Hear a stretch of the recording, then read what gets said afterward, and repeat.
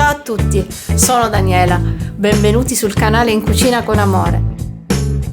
Oggi prepariamo insieme dei panini siciliani caratteristici, chiamati morbidoni o sempre freschi.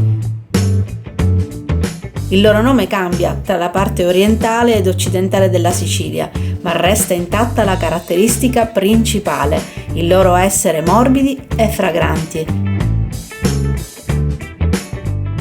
Ottimi da gustare anche senza farcitura.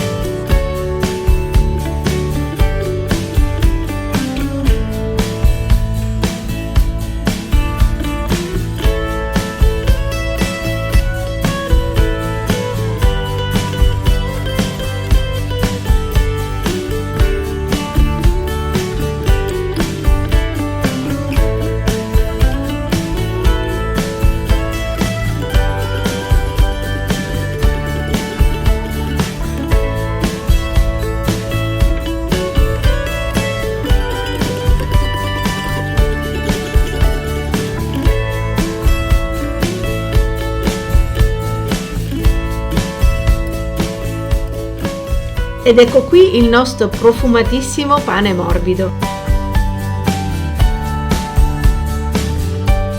Perfetto, dorato, fragrante e morbidissimo.